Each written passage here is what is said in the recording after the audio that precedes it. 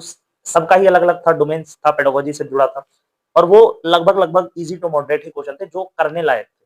ठीक है, तो पेपर बहुत ज्यादा हार्ड भी नहीं था, बहुत ज्यादा इजी भी नहीं था। कट ऑफ दोस्तों आज की इस वीडियो में बात करेंगे ये हमारे पीजीटी 2025 की एक्सपेक्टेड कट ऑफ क्या रह सकती है। आप लोगों ने यूट्यूब पर बहुत सारे वीडियोस देखे होंगे कट ऑफ को लेकर। ठीक है, अलग अलग लोग अपना अलग अलग अनुमान बता रहे हैं, कोई 70-75 कट ऑफ बता रहा है, कोई 65-70 बता रहा है, कोई 45 नंबर भी बता रहा है। तो क्या इसके पीछे रियलिटी है और पीजीटी का जो पेपर है उसका पूरा डिटेल एनालिसिस करने के बाद, पेपर का लेवल देखने के बाद और बहुत सारे फैक्टर्स को एनालाइज करने के बाद, एक एस्पिरेंट होने के नाते क्या एक रियल कट ऑफ हो सकती है, क्या एक वो सेफ स्कोर है जिसके लिए जिसकी रेंज में अगर आप हो तो आपको डेफिनेटली टियर 2 की तैयारी करनी चाहिए, क्योंकि जब भी इसका रिजल्ट बहुत जल्द आने वाला है, आपको पता है ऑफिशियल आंसर की आ गई है, रिजल्ट बहुत जल्द आपका आने वाला है और रिजल्ट आने के 1 से 1.5 महीने के अंदर आपका टियर 2 हो जाएगा, बहुत ज्यादा समय नहीं मिलेगा। ऐसे भी सोर्स से पता चला है कि आपका अप्रैल में भी टियर 2 हो सकता है। तो अब हमें तैयारी अभी से करनी है, बट एक आइडिया हमें रहे कि क्या मार्क्स बन सकते हैं। ठीक है, कुछ लोग पीजीटी के बराबर बोल रहे हैं, पीजीटी का कट ऑफ जाएगा, लेकिन ऐसा कुछ नहीं है, क्योंकि पीजीटी का अच्छा खासा स्टैंडर्ड था अगर आप पेपर देखोगे। चलिए अब बात करते हैं यहाँ पे कौन कौन से फैक्टर्स हैं। सबसे पहला फैक्टर तो आ गया लैंग्वेज वाला, क्योंकि आपको पता है जो पीजीटी थे उसमें 20 मार्क्स का जो लैंग्वेज पार्ट था उसमें 20 में से 8 नंबर चाहिए थे आपको।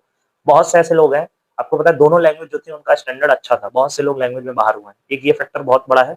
दूसरा फैक्टर आ जाता है कि ओवरऑल अगर पेपर की बात करें तो प्रीवियस ईयर जैसा पैटर्न बिल्कुल नया था। ठीक है, इसके अलावा लोगों को प्रैक्टिस के लिए अगर हम देखें कोई अच्छा प्लेटफॉर्म भी नहीं मिला जो सेम उस लेवल की प्रैक्टिस आपकी करवा पाए, तो प्रैक्टिस की वजह से स्पीड का भी एक फैक्टर है, पेपर लेंदी है तो स्पीड लोगों की नहीं बन पाई।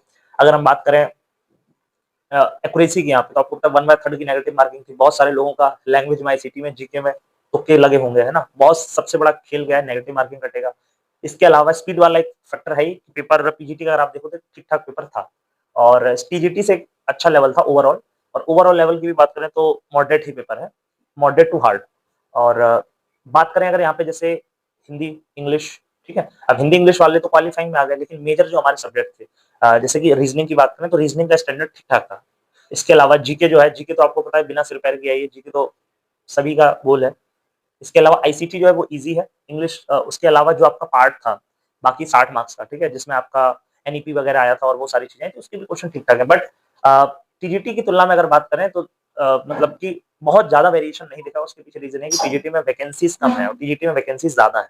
तो टीजीटी में अब हमें क्या है, टियर 2 में हमको 10 गुना बुलाने हैं, तो 10 गुना बुलाने हैं तो वैकेंसी बहुत मायने रखती है। पीजीटी की कंपैरिजन अगर करेंगे सभी सब्जेक्ट्स में, आप देखोगे 200 से ज्यादा वैकेंसी किसी में नहीं मिलेगी आपको, 100 150 200 इसी टाइप में है, कहीं तो 100 से कम भी है। तो यहाँ पे अगर 10 गुना देखोगे तो बहुत ज्यादा वेरिएशन दिख गया हमें। तो कम बच्चे अगर यहीं पे देखते हैं, और फॉर्म अगर आप देखो फॉर्म ठीक ठाक क्वांटिटी में आया है।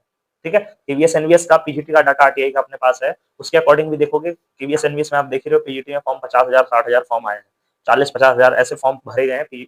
तो उसके अकॉर्डिंग एमआरएस का भी मान के चलिए इतने लोग रहे होंगे, 40-50,000 बच्चे हर एग्जाम में अपेयर हुए हैं। तो उसके हिसाब से मुझे ऐसा लगता है कि पीजीटी की अगर मैं बात करता हूँ तो ओवरऑल अगर हम देखें जो हमारे ऐसे सब्जेक्ट्स हैं जिनमें कम वैकेंसी है, जैसे 100 से कम या 150 से कम है, तो उसमें मुझे ऐसा लगता है कि आपकी जो कट ऑफ है वो 60 के आस, मतलब एक सेफ स्कोर अगर बोला जाए, बिल्कुल बेहतर स्कोर अगर बोला जाए तो 60 के आसपास है। अगर आप 60 के आसपास हो प्लस माइनस 2-3 मार्क्स तो एक बहुत बेहतरीन स्कोर है। लेकिन यहाँ पे क्या है 55 से ऊपर, ये मैं मेजर सब्जेक्ट्स की बात कर रहा हूँ जिनमें वैकेंसी कम है, ठीक है, और कॉम्पिटिशन बहुत ज्यादा है, उन सब्जेक्ट्स की बात कर रहा हूँ। 60 के आसपास अगर आप हैं तो एक सेफ है। लेकिन अब यहाँ पे कुछ सब्जेक्ट का 55 भी रहेगा कट ऑफ, कुछ का 50 पे भी रहेगा। ठीक है, 50 प्लस पे भी कहीं कहीं किसी सब्जेक्ट में आप सेफ हो, किसी में 55 प्लस पे भी सेफ हो, किसी में 60 प्लस भी सेफ हो।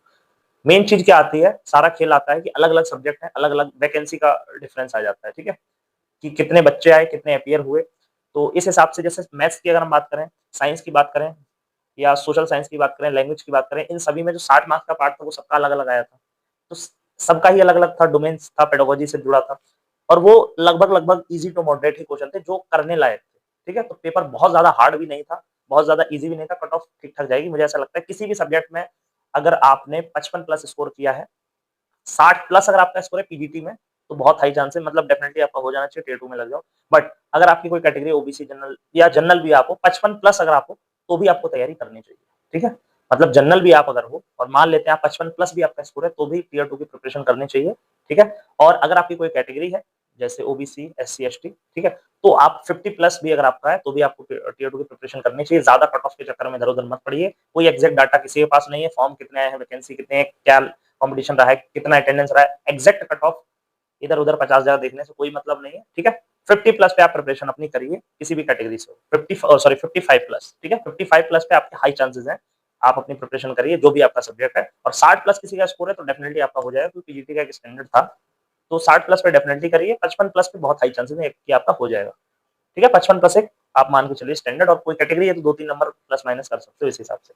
ठीक है, और बाकी इसी तरह की पल-पल अपडेट के लिए चैनल को सब्सक्राइब कर सकते हो, ताकि सारी अभी टीचिंग से जुड़ी अपडेट्स हैं, जैसे केवीएस, एनवीएस, ईएमआरएस, डीएसएसबी, ठीक है, टेट, सीटेट, सारी टीचिंग अपडेट आपको हमें मिलती रहती है। चैनल को सब्सक्राइब करें, वीडियो को लाइक करें, शेयर करें, और अगर आपका कोई सवाल रह गया हो तो आप कमेंट कर सकते हो। ठीक है, इसके अलावा और भी इसी तरह की वीडियोस मैं अपलोड करूंगा, जैसे केवीएस का एग्जाम वगैरह हो गया, एग्जाम रिव्यू एनालिसिस, डीएसएसबी की प्रिपरेशन के रिगार्डिंग अपन वीडियोस डाल ही रहे हैं, तो सारी चीजें आपको यहाँ मिलती रहेंगी, और उम्मीद है आप लोग मतलब अपना सपोर्ट बनाएंगे। ठीक है, मिलेंगे नेक्स्ट वीडियो में, तब तक जय हिंद।